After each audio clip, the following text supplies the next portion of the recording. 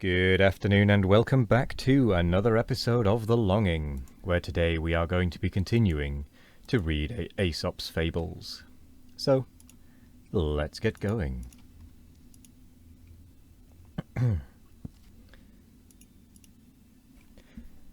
The Dogs and the Fox. Some dogs once found a lion's skin, and were worrying it with their teeth. Just then a fox came by and said, "You think yourselves very brave, no doubt, but if that were a live lion, you'd find his claws a good deal sharper than your teeth." The Nightingale and the Hawk. A nightingale was sitting on a bough of an oak and singing, as her custom was. A hungry hawk presently spied her, and darting to the spot, seized her in its talons. He was just about to tear her in pieces, when she begged him to spare her life. "I'm not big enough," she pleaded, "to make you a good meal. You ought to seek your prey among the bigger birds." The hawk eyed her with some contempt.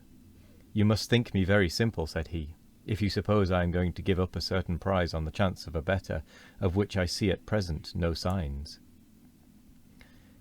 The Rose and the Amaranth.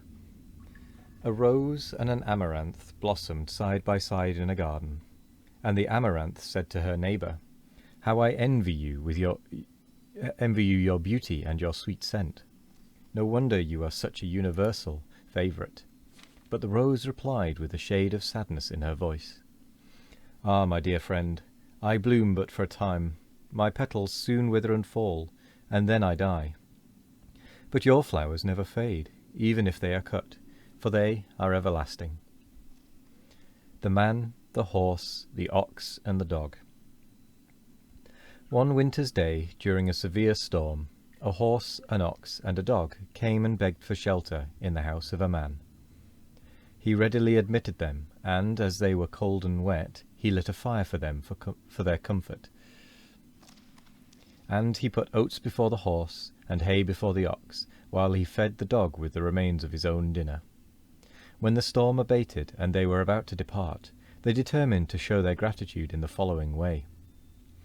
They divided the life of man among them, and each endowed one part of it with the qualities which were peculiarly his own. The horse took youth, and hence young men are high-mettled and impatient of restraint. The ox took middle age, and accordingly men in middle life are steady and hard-working, while the dog took old age, which is the reason why old men are so often peevish and ill-tempered, and, like dogs, attached chiefly to those who look to their comfort, while they are disposed to snap at those who are unfamiliar or distasteful to them. The Wolves, the Sheep, and the Ram. The wolves sent a deputation to the sheep with proposals for a lasting peace between them, on condition of their giving up the sheepdogs to instant death. The foolish sheep agreed to the terms, but an old ram, whose years had brought him wisdom, interfered and said, "How can we expect to live at peace with you?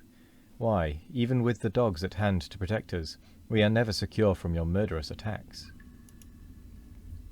The Swan. The swan is said to sing but once in its life, when it knows that it is about to die. A certain man who had heard of the song of the swan, one day saw one of these birds for sale in the market, and brought it and took it home with him. A few days later he had some friends to dinner, and produced the swan, and bade it sing for their entertainment. But the swan remained silent. In course of time, when it was growing old, it became aware of its approaching end, and broke into a sweet, sad song. When its owner heard it, he said angrily, "If the creature only sings when it is about to die, what a fool I was that day I wanted to hear its song. I ought to have wrung its neck instead of merely inviting it to sing." The Snake and Jupiter.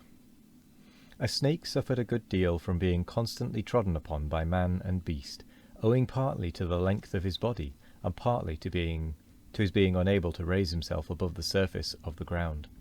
So he went and complained to Jupiter about the risks to which he was exposed. But Jupiter had little sympathy for him. "I dare say," said he, "that if you had bitten the first that trod on you, the others would have taken more trouble to look where they put their feet." The Wolf and his Shadow.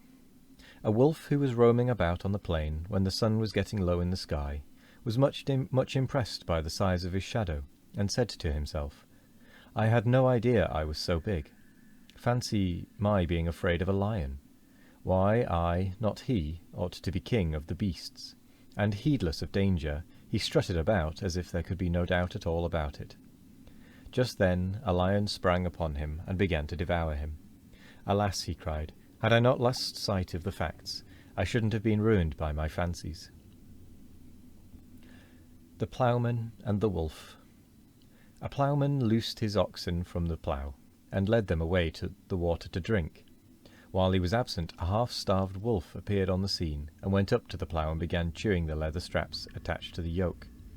As he gnawed away desperately in the hope of satisfying his craving for food, he somehow got entangled in the harness, and, taking fright, struggled to get free, tugging at the traces as if he would drag the plough along with him. Just then the ploughman came back, and seeing what was happening, he cried, "Ah, you old rascal, I wish you would give up thieving for good, and take to honest work instead."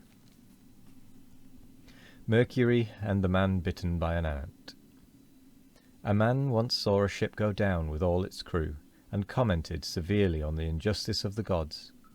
"They care nothing for a man's character," said he, "but let the good and the bad go to their deaths together." There was an ant-heap close by where he was standing, and, just as he spoke, he was bitten in the foot by an ant. Turning in a temper to the ant-heap, he stamped upon it and crushed hundreds of unoffending ants. Suddenly Mercury appeared, and belaboured him with his staff, saying as he did so, "You villain, where's your nice sense of justice now?" The Wily Lion. A lion watched a fat bull feeding in a meadow, and his mouth watered when he thought of the royal feast he would make, but he did not dare to attack him, for he was afraid of his sharp horns. Hunger, however, presently compelled him to do something, and as the use of force did not promise success, he determined to resort to artifice.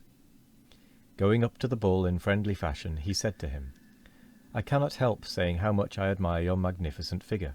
What a fine head! What powerful shoulders and thighs! But, my dear friend, what in the world makes you wear those ugly horns? You must find them as awkward as they are unsightly. Believe me, you would do much better without them." The bull was foolish enough to be persuaded by this flattery to have his horns cut off, and, having now lost his only means of defence, fell an easy prey to the lion. The Parrot and the Cat. A man once bought a parrot and gave it the run of his house. It revelled in its liberty, and presently flew up on the mantelpiece, and screamed away to its heart's content. The noise disturbed the cat, who was asleep on the hearthrug. Looking up at the intruder, she said, "Who may you be, and where have you come from?" The parrot replied, "Your master has just bought me, and brought me home with him." "You impudent bird," said the cat, "how dare you, a newcomer, make a noise like that? Why, I was born here, and have lived here all my life, and yet, if I venture to mew, they throw things at me and chase me all over the place."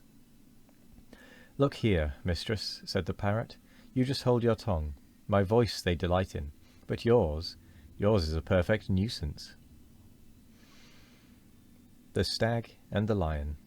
A stag was chased by the hounds, and took refuge in a cave where he hoped to be safe from his pursuers. Unfortunately, the cave contained a lion, to whom he fell an easy prey.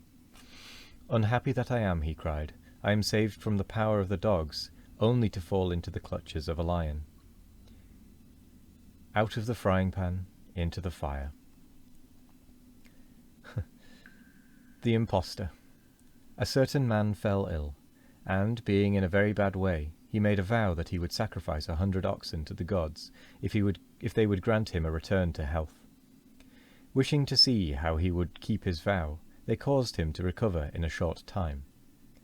Now he hadn't an ox in the world, so he made 100 little oxen out of tallow and offered them up on an altar, at the same time saying, "Ye gods, I call you to witness that I have discharged my vow." The gods determined to be even with him, so they sent him a dream in which he was bidden to go to the seashore and fetch 100 crowns, which he had to find there. Hastening in great excitement to the shore, he fell in with a band of robbers, who seized him and carried him off to sell as a slave. And when they sold him 100 crowns was the sum he fetched. Do not promise more than you can perform. And with that, we come to the end of the episode. So I will say thank you very much for joining me today. I hope you all have a wonderful morning, evening, afternoon, or night, no matter what time of day it is. I hope you all have a wonderful one of it. And as always, we will be back tomorrow for more of The Longing. Goodbye.